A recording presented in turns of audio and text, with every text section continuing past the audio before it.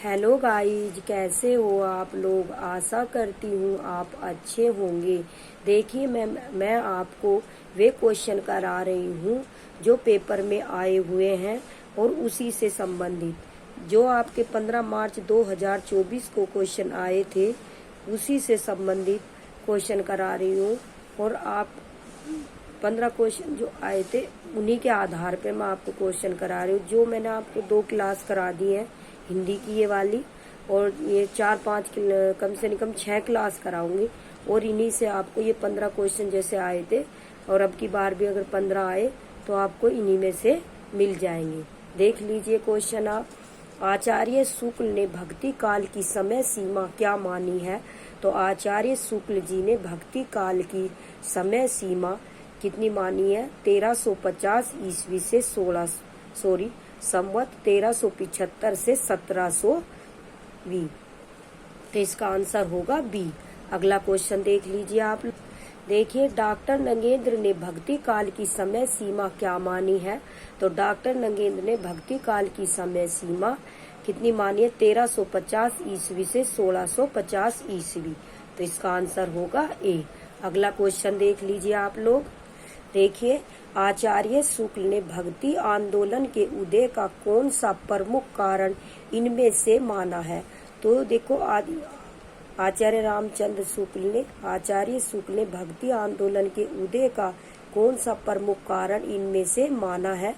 तो इन्होंने माना है हिंदुओं की पराजित मनोवृत्ति। क्या आंसर होगा इसका। हिंदुओं की पराजित मनोवृत्ति। अगला क्वेश्चन देख लीजिए आप लोग। देखिए, भक्ति भावना का मूल स्रोत भारत के किस भाग में माना गया है। तो भक्ति भावना का मूल स्रोत भारत के दक्षिण भारत भाग में माना गया है। तो इसका आंसर होगा बी। अगला क्वेश्चन देख लीजिए आप लोग। देखिए, इनमें से कौन सा कथन असत्य है। भक्ति आंदोलन हिंदुओं की पराजित मनोवृत्ति की उपज है। सही। भक्ति आंदोलन तत्कालीन धार्मिक परिस्थितियों की उपज है। सही। दक्षिण से आती हुई भक्ति की धारा को पनपने के लिए उपरोक्त परिस्थितियां उत्तर भारत में थी। ये भी सही। भक्ति भावना ईसाइयों से हिंदुओं को प्राप्त हुई। तो ये आपका असत्य है। तो इसका आंसर असत्य का भाई असत्य। तो इसका आंसर होगा डी। अगला क्वेश्चन देख लीजिए आप लोग। तो देखिए, अद्वैत वेदांत का प्रचार किसने किया।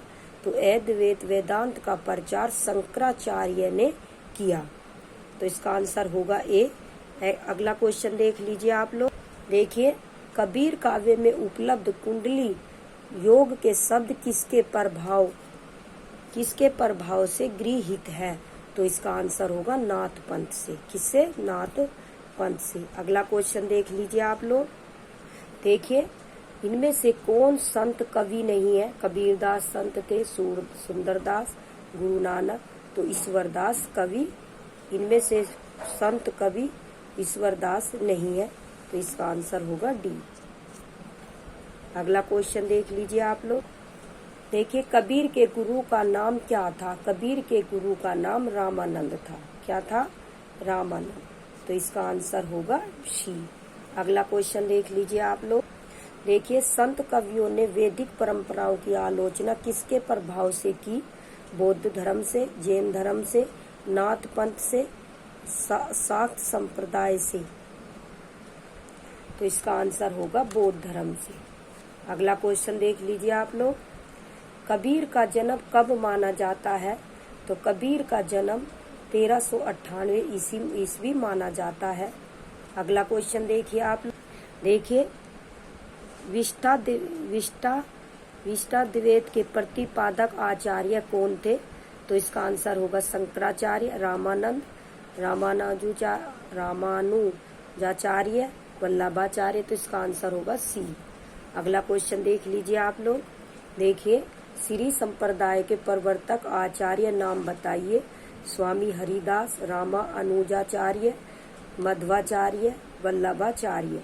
तो इसका आंसर होगा रामानुजाचार्य। तो श्री संप्रदाय की भी और विशिष्टाद्वैत की भी प्रतिपादक कौन थे। रामानुजाचार्य। ठीक है। अगला क्वेश्चन देख लीजिए आप लोग। इसका आंसर बी होगा। अगला क्वेश्चन देख लीजिए। देखिए पुष्टि मार्ग का प्रवर्तक आचार्य कौन है? तो इसका आंसर होगा वल्लभाचार्य, वल्लभाचार्य। अगला क्वेश्चन देख लीजिए आप लोग। सखी संप्रदाय के प्रवर्तक कौन थे? तो सखी संप्रदाय के प्रवर्तक स्वामी हरिदास थे। अगला क्वेश्चन देख लीजिए आप, कौन थे? स्वामी हरिदास। शुद्धता द्वैत सिद्धांत के प्रतिपादक आचार्य कौन थे? तो शुद्धता सिद्धांत के प्रतिपादक आचार्य वल्लभाचार्य थे। तो इसका आंसर होगा, कौन सा होगा शुद्धता द्वैत का? तो सी, वल्लभाचार्य। अगला क्वेश्चन देख लीजिए आप 17 का। देखिए द्वैतावाद के प्रवर्तक आचार्य कौन थे? तो इसका आंसर होगा मध्वाचार्य। द्वैतावाद के प्रवर्तक आचार्य कौन थे? मध्वाचार्य। देखो ये पेपर में आए हुए क्वेश्चन है जो आपको मिलान के लिए दिए गए थे। अगला क्वेश्चन देख लीजिए आप। देखिए नरसिंह को ईश्वर का प्रमुख अवतार मानने वाले आचार्य कौन थे? तो इसका आंसर होगा निर्बारकाचार्य। तो इसका आंसर होगा ये सी। अगला क्वेश्चन देख लीजिए आप लोग। सॉरी, इसका आंसर सी नहीं होगा, इसका आंसर होगा नरसिंह को ईश्वर का प्रमुख अवतार मानने वाले आचार्य विष्णु स्वामी थे। कौन थे? विष्णु स्वामी। तो अगला क्वेश्चन देख लीजिए आप लोग। देखिए द्वैतवाद के प्रवर्तक आचार्य का क्या नाम था? तो द्वैतवाद के प्रवर्तक आचार्य का नाम निम्बार्काचार्य है। तो इसका आंसर होगा बी। अगला क्वेश्चन देख लीजिए आप लोग। देखिए संत कवियों के दार्शनिक सिद्धांतों का मूल आधार क्या है? शुद्धता द्वैत, अद्वैत वेदांत, नाथ पंथ, बौद्ध संप्रदाय। तो इसका आंसर होगा अद्वैत वेदांत। वेरी वेरी इंपॉर्टेंट है। संत कवियों के दार्शनिक सिद्धांतों का मूल आधार क्या है? तो संत कवियों के दार्शनिक सिद्धांतों का मूल आधार अद्वैत वेदांत है। अगला क्वेश्चन देख लीजिए आप लोग। देखिए इनमें से कौन सा शब्द संत काव्य से संबंधित नहीं है? तो इसका आंसर कुंडलिनी योग, सहज समाधि, नाद बिंदु, मारिफत। तो इसका आंसर होगा मारिफत, नहीं है। अगला क्वेश्चन देख लीजिए आप लोग। देखिए इनमें से कौन सी प्रवृत्ति संत काव्य की नहीं है? तो गुरु की महत्ता है, रहस्यवादी भावना की है, बरहा आडंबरों का खंडन है, वर्ण व्यवस्था का समर्थन। तो इसका आंसर डी, ये नहीं है, वर्ण व्यवस्था का समर्थन नहीं है। अगला क्वेश्चन देख लीजिए आप लोग। देखिए वल्लभाचार्य के पुत्र का क्या नाम था? वल्लभाचार्य के पुत्र का नाम गोस्वामी विट्ठलनाथ था। कौन था? गोस्वामी विट्ठलनाथ था। अगला क्वेश्चन देख लीजिए आप लोग। देखिए बंगला भाषा में रचित राम कथा का नाम क्या है?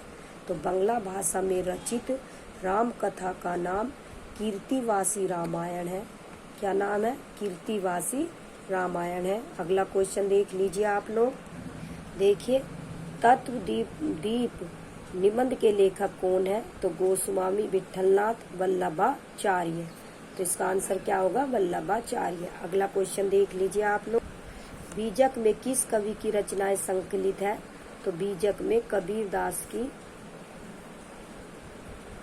देखिए बीजक में किस कवि की रचनाएं संकलित है? तो बीजक में कबीरदास की रचनाएं संकलित है। अगला क्वेश्चन देख लीजिए आप।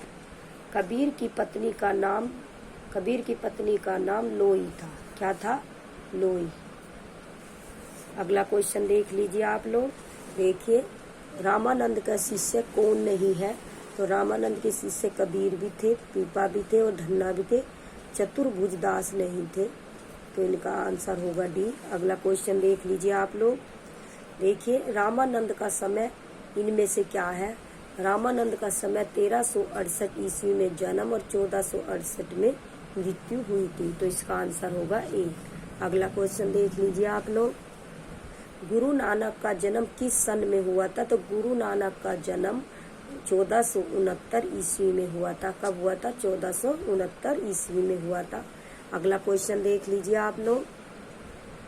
देखिए, इनमें से कौन संत नहीं है? तो हरिदास निरंजनी, दादू दयाल, ये भी सुंदरदास, तो मीराबाई संत नहीं है।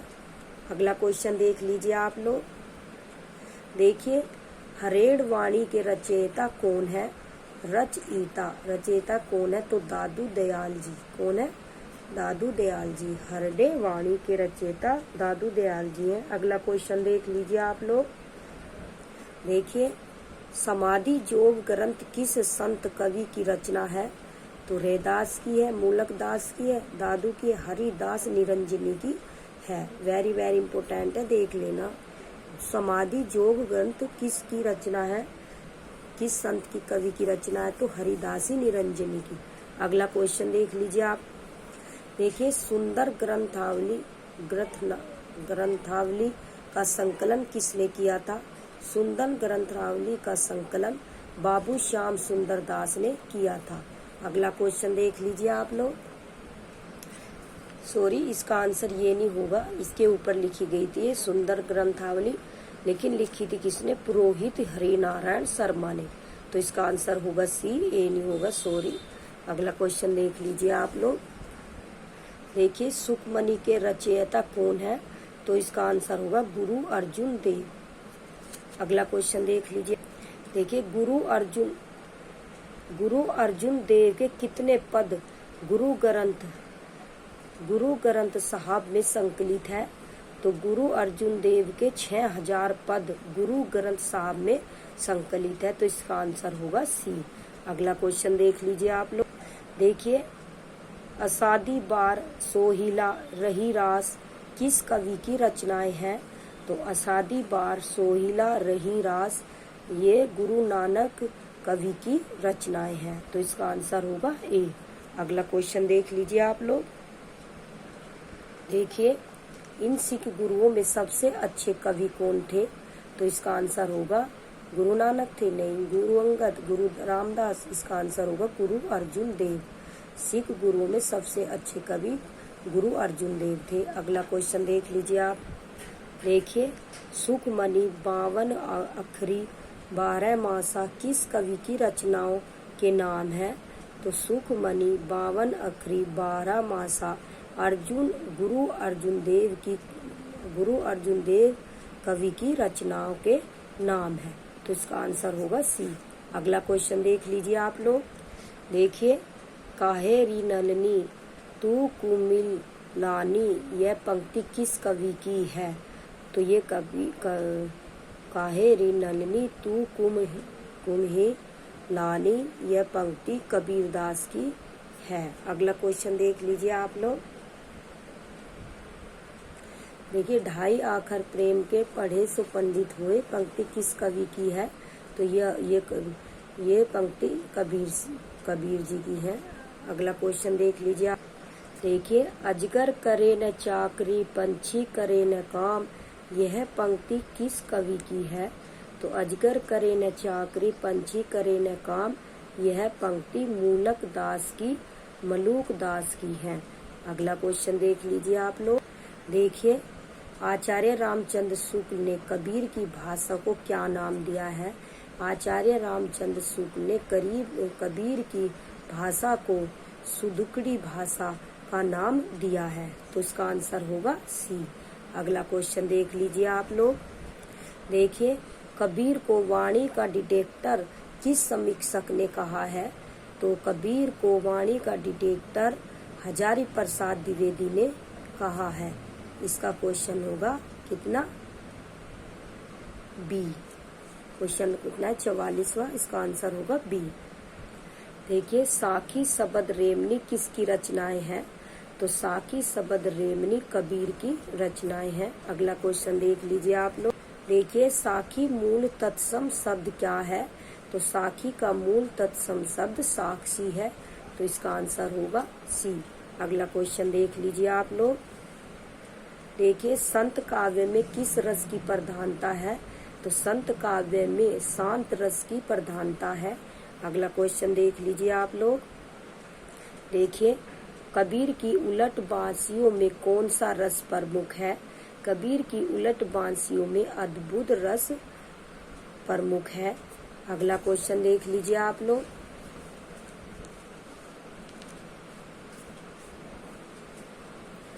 वेरी इंपॉर्टेंट है ये क्वेश्चन।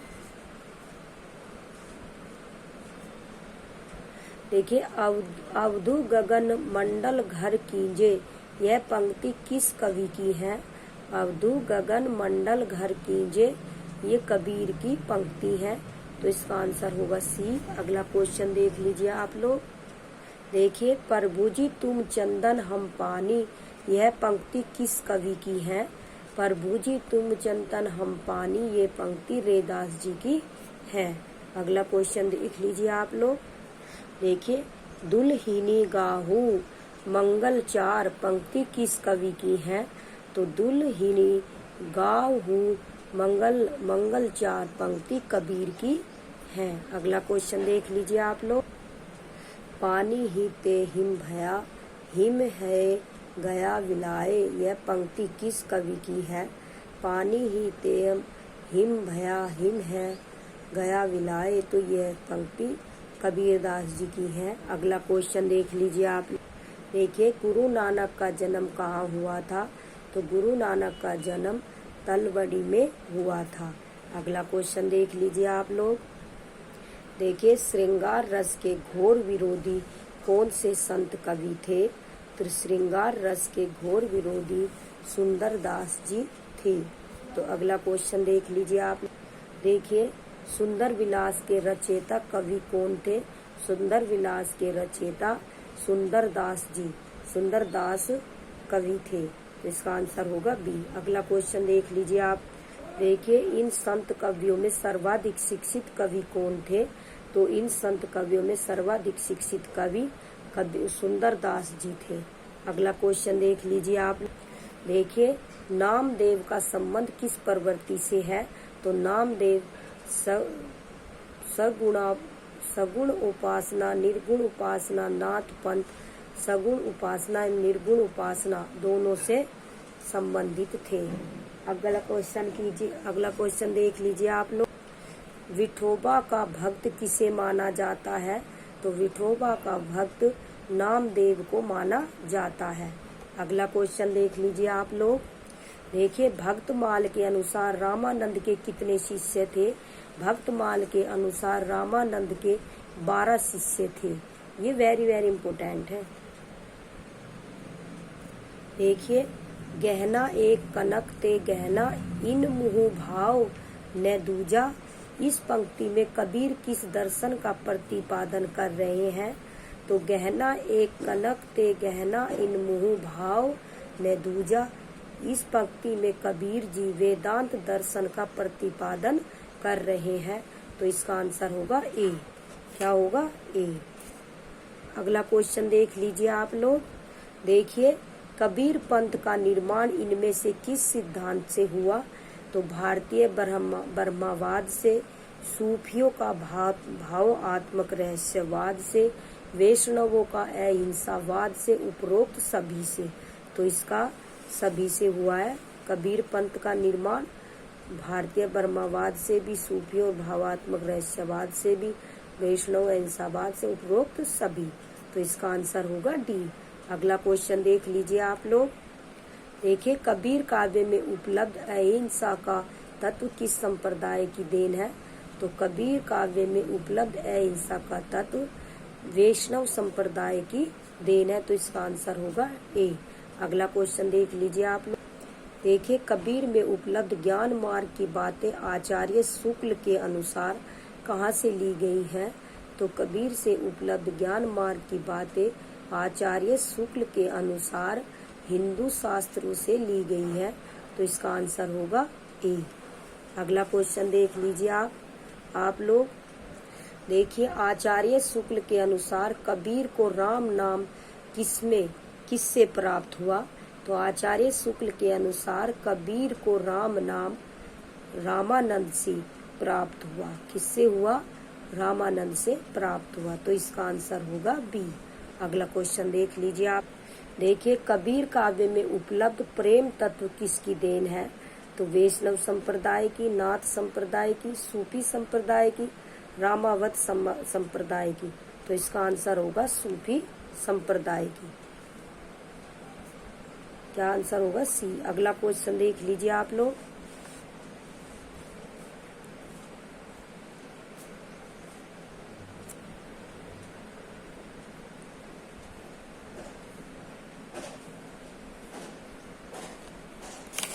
छियासठ का ए, कौन सी रचना गुरु नानक की नहीं है? तो अष्टपदी जोग ग्रंथ गुरु नानक की रचना नहीं है। गुरु नानक की रचना नहीं है। और ये ऐसादीवार, रही रास और सोहिला गुरु नानक की रचना है। अगला क्वेश्चन देख लीजिए आप लोग। आचार्य शुक्ल ने निर्गुण मार्ग का निर्दिष्ट प्रवर्तक किसे माना है? तो आचार्य शुक्ल ने निर्गुण मार्ग का निर्दिष्ट प्रवर्तक कबीर को माना है। किसको माना है? कबीर को। अगला क्वेश्चन देख लीजिए आप लोग। देखिए माया महाठगनी हम जानी पंक्ति किस कवि की है? तो ये पंक्ति है किसकी? कबीरदास की, महाठगनी। अगला क्वेश्चन देख लीजिए आप लोग। देखिए इनमें से संत काव्य की प्रवृत्ति कौन सी नहीं है? ब्रह्मांड आडंबरों का खंडन, जाति पाति का खंडन, आचरण की शुद्धता पर बल, सगुण उपासना। तो इसका आंसर होगा सगुण उपासना। हिंदी का कौन सा कवि समाज सुधारक पहले है, भक्त और कवि बाद में? तो इसका आंसर होगा कौन सा?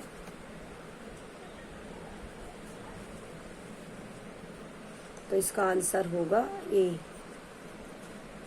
देखिए इनमें से सूफी काव्य का दूसरा नाम क्या है? प्रेम मार्गी शाखा, प्रेम आख्यान काव्य, प्रेमाश्री शाखा और ये सभी। तो इसका आंसर होगा डी। अगला क्वेश्चन देख लीजिए आप लोग। देखिए सूफी प्रेमाख्यानकों में कौन सी विशेषता प्राय होती है? नायिका के नाम का अंत वती से होता है, नायिका किसी द्वीप की निवासिनी होती है, स्वप्न दर्शन, चित्र दर्शन, गुण कथन से नायक नायिका में प्रेम होता है, उपरोक्त सभी। तो इसका आंसर होगा डी।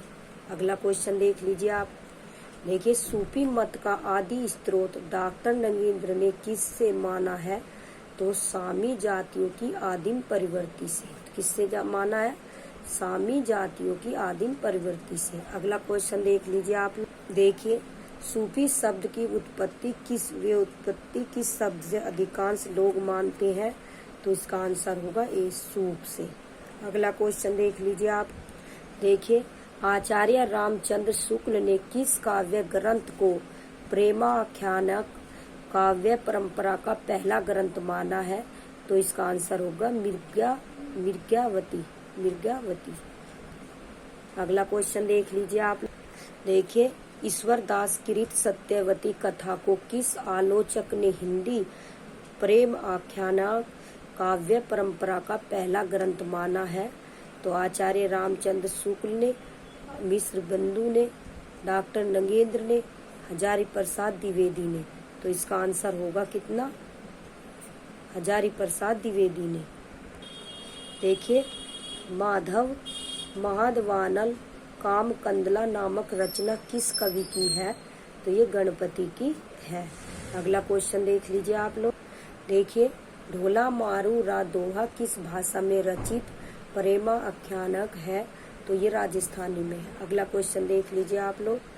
देखिए मधुमालती का नायक कौन है? तो मधुमालती का नायक रत्नसेन है। अगला क्वेश्चन देख लीजिए आप लोग। देखिए तन चित उर मन राजा किन्हा पंक्ति किस काव्य ग्रंथ की है? तो ये पद्मावत की पंक्ति है। अगला क्वेश्चन देख लीजिए आप लोग। देखिए हिंदी का कौन सा प्रेम आख्यान कवि एक आंख वाला कान्हा था? तो उसका आंसर होगा जयासी। कौन था? जयासी। अगला क्वेश्चन देख लीजिए आप लोग। देखिए, ओ मैं जानी कवित असकीना, मकू यह रहे जगत महम चीना। यह पंक्ति किस कवि की है? तो यह पंक्ति जयासी की है। अगला क्वेश्चन देखिए आप। देखिए, मोही मोही का हंसे सी की कोहो रही पंक्ति किस कवि की है? तो ये पंक्ति जयासी की है। अगला क्वेश्चन देख लीजिए आप। देखिए, आखिरी कलाम में किसका वर्णन है? तो आखिरी कलाम में कयामत का वर्णन है। पद्मावत में हीरामन किसका नाम है? पद्मावत में हीरामन एक तोते का नाम है। अगला क्वेश्चन देख लीजिए आप लोग। देखिए, भूली चकोर दीठी मुख लावा, मेघ घटा महम चंद देखाया। पंक्ति पद्मावती की है। अगला क्वेश्चन देख लीजिए आप लोग। देखिए, गोरा बादल का उल्लेख किस प्रेम आख्यान काव्य में है? आख्यान काव्य में है, तो इसका आंसर होगा पद्मावत में है। अगला क्वेश्चन देख लीजिए आप। देखिए, जयासी ने अपने किस गुरु का उल्लेख पद्मावत में किया है? तो जयासी ने अपने सैयद अशरफ गुरु का उल्लेख पद्मावत में किया है, तो इसका आंसर होगा बी। देखिए, ये क्वेश्चन आपका 15 मार्च 2024 में आया हुआ था, जो ऐसे के ऐसे ही उसने रख दिया था, बिल्कुल इसी किताब में से उठा के रखा हो जैसे यही क्वेश्चन आया था। निम्नलिखित काव्य ग्रंथों को रचना क्रम के आरोही क्रम में व्यवस्थित कीजिए।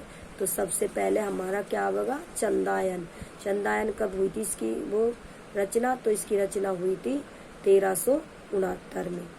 कब हुई थी? 1379 में। और मृगावती की कब हुई थी? तो 1503 में। और पद्मावत की 1540 में। और मधुमालती की कब हुई थी? 1545 में। तो इसका आंसर क्या होगा? ये इसका आंसर होगा ए। चंदायन की कब हुई थी? 1379 में। मृगावती की 1503 में। और पद्मावत की 1540 में। और मधुमालती की 1545 में। तो इसका आंसर होगा क्या? इसका आंसर होगा ए। अगला क्वेश्चन देख लीजिए। ये पेपर में आया हुआ क्वेश्चन था, और इसी बुक में से जैसे उठा के रखा हो। और ये बुक जो मैं करा रही हूँ, इसी में से आपके ये 15 क्वेश्चन जो आए थे ना, ये सभी है। इनमें सभी मैंने देखे हैं कि इसी बुक से आए हैं। अगला क्वेश्चन देख लीजिए आप लोग। अब देखिए, ये कह दिया कि निम्नलिखित सूचियों को सुमेलित करते हुए सही कोड का चयन कीजिए। तो जयासी किसने लिखी थी? पद्मावत। जयासी ने पद्मावत की रचना की। और कुतुबन ने किसकी की थी? तो कुतुबन ने की थी उसकी मृगावती की। तो देखिए कहाँ है? देखिए, मंजन ने किसकी की थी? मधुमालती की। और मुल्ला दाऊद ने चंदायन की। और मृगावती की किसने की थी? कुतुबन ने। ठीक है, तो ए का हमारा क्या आया था? ए का 2। तो ए का 2 देख लीजिए कौन सा होगा? ए का 2। इसका आंसर होगा सी। अगला क्वेश्चन देख लीजिए आप लोग। देखिए, इन महाकाव्यों को रचना काल के आरोही क्रम में व्यवस्थित कीजिए। तो सबसे पहले कौन आएगा? पृथ्वीराज रासो, फिर पद्मावत, फिर रामचरितमानस, और फिर साकेत। देखिए, पृथ्वीराज रासो आदिकाल में। और पद्मावत किसमें आता? भक्ति काल में। और रामचरितमानस ये भी भक्ति काल में। और साकेत आधुनिक काल की एक रचना है। तो इसका आंसर होगा बी। अगला क्वेश्चन देख लीजिए आप लोग। देखिए, सूफी साधना में ईश्वर की कल्पना किस रूप में की जाती है? तो पति के रूप में, पत्नी या प्रेयसी के रूप में। तो इसका आंसर होगा बी। अगला क्वेश्चन देख लीजिए आप लोग। देखिए, आचार्य रामचंद्र शुक्ल ने सूफी आख्यान काव्यों में किस एक हिंदू कवि का उल्लेख किया है? तो उसने किया है सूरदास पंजाबी का। ठीक है, इसका आंसर होगा ए। अगला क्वेश्चन देख लीजिए आप लोग। देखिए, गुरु के लिए पीर शब्द का प्रयोग किस काव्य परंपरा से हुआ है? तो इसका आंसर होगा सूफी काव्य से। देखिए, कहा मानसर चहार सो पाई, पारस रूप इहाम लगी। यह पंक्ति किस कवि की है? कहा मानसर चाह सो पाई, पारस रूह इहाम लगी। यह पंक्ति जयासी की है। अगला क्वेश्चन देख किसकी है? जयासी की है। अगला क्वेश्चन देख लीजिए आप लोग।